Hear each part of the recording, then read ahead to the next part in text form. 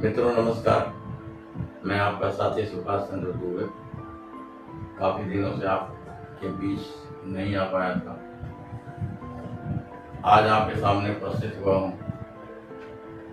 आपने अभी देश के लोकतंत्र का महापर्व लोकसभा का चुनाव देखा।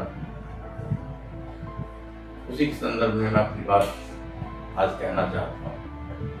इस पूरे चुनाव में हम भी 62 संत कबीर नगर लोकसभा क्षेत्र से उम्मीदवार थे, जो उत्तर प्रदेश में पड़ता है। मित्रों, आज के चुनाव में मुझे दो बात कहनी थी। हमारे देश में बहुसंख्यक आबादी हिंदू भाइयों की है और दूसरे स्थान पर मुस्लिम भाइयों की है। ये दोनों एक साथ मिल करके एक दूसरे के सुख दुख में साथी रहे हैं, सहयोगी रहे हैं और बड़ा अच्छा निभ रहा था लोग। लेकिन इस चुनाव में जिस तरह से हिंदू मुस्लिम हुआ है, इस बात की चिंता होती है कि आखिर ये समाज चलेगा कैसे, देश चलेगा कैसे। मित्रों, हम जो चुनाव लड़े थे, हमारी पार्टी का नाम था नकी भारतीय एकता पार्टी।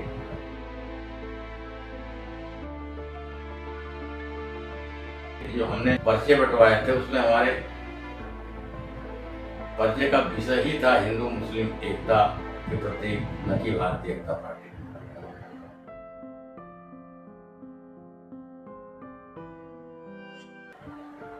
संत कबीर नगर क्षेत्र में बहुत अच्छी आबादी है मुस्लिम भाइयों की, और कबीरदास के नाम पे वो संत कबीर नगर है, जहाँ संत कबीर जी का परिनिर्वाण हुआ था, जहाँ उन्होंने शरीर छोड़ी थी। और संत कबीर ने हिंदू मुस्लिम दोनों समाज की बुराइयों में बड़ा कटाक्ष किया। मित्रों, आपकी जो बड़े दलों में देखा जाए तो एक एनडीए गठबंधन था और एक इंडिया गठबंधन। एनडीए गठबंधन का एक ही नारा था, अब की बार 400 पार। न कोई चुनाव उनका मैनिफेस्टो था, न चुनाव में अगला उनका क्या कार्यक्रम होगा। अगर रहा भी होगा, कागजी रहा होगा, आम जनता के बीच में यही बात कही जाती थी, अब की बार 400 पार। और दूसरा गठबंधन था, उनका नारा था कि अगर भाजपा को आपने वोट दिया तो संविधान खतरे में पड़ जाएगा, भाजपा अगर चुनाव में आ गई तो आरक्षण समाप्त हो जाएगा। ये क्या बेतुकी बात है। संविधान का एक अनुच्छेद बदलना होता है तो पूर्ण बहुमत की सरकार चाहिए, पूर्ण बहुमत चाहिए।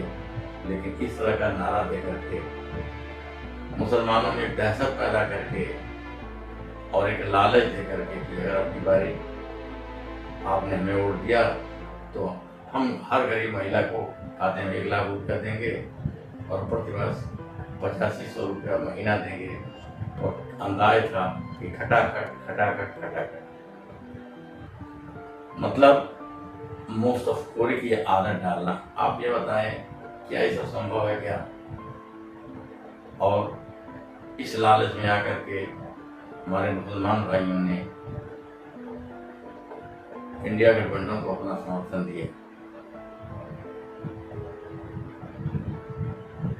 और भाजपा को एक सबक भी दिया।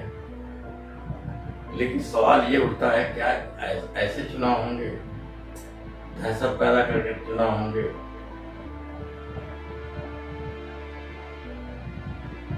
आपको अपना प्रतिनिधि चुनना है। अगर समाज में इस तरह का दहशत फैला दी जाएगी कि अगर सत्तारूढ़ पार्टी जीतेगी तो संविधान खतरे में आ जाएगा, आपका आरक्षण छीन लिया जाएगा, सारी सुविधाएं छीन ली जाएंगी, और दूसरा वर्ग है आपकी बार 400 पार। क्या चुनाव का मुद्दा है। और जबकि आप समझते हैं, जानते भी हैं कि अगर आज मुसलमानों का त्योहार है, हर व्यक्ति मुबारकबाद देता है। हमारे मुसलमान भाई भी हमारे तीन त्योहारों पर मुबारकबाद देते हैं। निश्चित है हिंदू मुसलमान एक दूसरे के बगैर नहीं रह सकते, उनकी जरूरतें नहीं पूरी होती हैं, समाज का खाना बना नहीं चल सकता। लेकिन इस चुनाव में जिस तरह से वोटों का ध्रुवीकरण होता और हमारे जैसा व्यक्ति जो हिंदू मुस्लिम एकता की बात कहता था, क्षेत्र में विकास की बात कहता था, शिक्षा की बात कह रहा था, अस्पताल की बात कह रहा था, हमारे देश में जिस तरह से बेरोजगारी की बाढ़ आई जो उसके विषय में कह रहा था और लोगों ने उसे नकार दिया। क्या इन हवाई मुद्दों से देश चलेगा क्या? जब तक हमारे देश की मूल चीजें नहीं पूरी की जाएंगी, ये मुफ्तखोरी कब तक होती है? हमारे देश के प्रधानमंत्री कहते हैं कि हम 80 करोड़ लोगों को मुफ्त खाना खिला रहे हैं। ये गर्व की बात है कि शर्म की बात है? हमारे देश को आजाद हुए इतने दिन हो गए और 80 करोड़ लोगों को अगर मुफ्त खाना न खिलाया जाए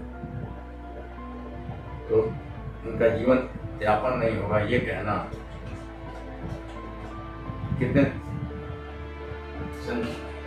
दुख की बात है, तकलीफ की बात है कि हमारा देश इतने दिन आजादी के बाद भरपेट भोजन भी नहीं कर रहा है। कर पाएगा जब तक सरकार मुफ्त में अनाज नहीं बांटेगी। तो मेरा मन में पीड़ा थी, तकलीफ थी कि मैंने सोचा कि बात आप रखा जाए, क्योंकि हिंदू मुस्लिम एकता के बिना समाज चल नहीं सकता। हमारे जो त्योहार बने हुए, हम एक दूसरे के गले में भाईचारा की बात करते हैं, मुबारकबाद की बात करते हैं और एक दूसरे के तीज त्योहार में शामिल होते हैं। लेकिन जब वोट की बात आती है, अपनी सरकार चुनने की बात आती है, देश के भविष्य की बात आती है, तो हमारे लोग वोटों के ध्रुवीकरण में हिंदू कहेगा, अरे ये तो मुसलमान और हिंदू की एकता की बात करते हैं। हिंदू नाराज है, मुसलमान इसलिए अलग हो जाता है कि नहीं, हमें तो इस सरकार ने दल ने कहा है कि हमको 85 रुपया महीना मिलेगा, 1 लाख रुपये गरीब महिलाओं के खाते में आ जाएगा और हमारा आरक्षण नहीं खत्म होने देंगे, संविधान बचा देंगे। और तो यूपी के चुनाव में मुसलमान भाइयों ने बढ़ चढ़ करके इंडिया गठबंधन को वोट दिया।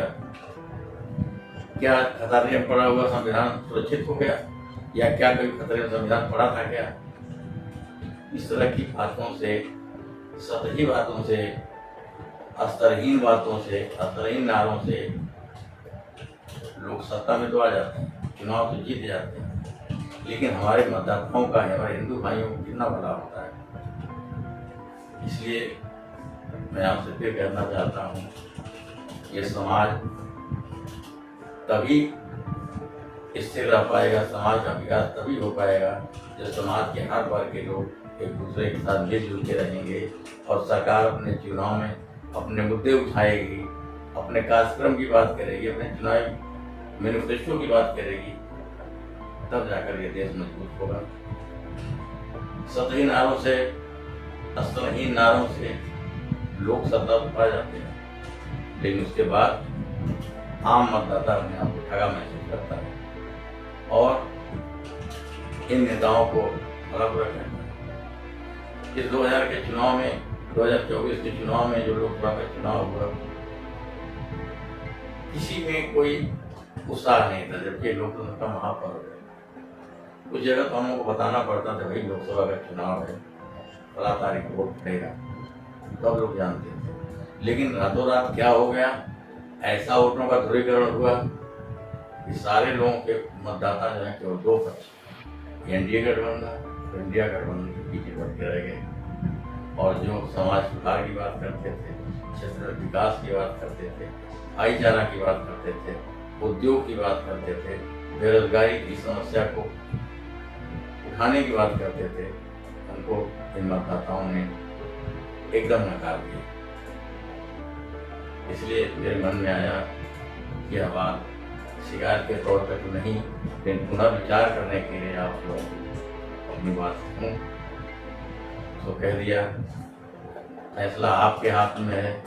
भविष्य में किस तरह के लोगों को चुनना है, ये फैसला आपको करना है। नमस्कार, जय हिंद।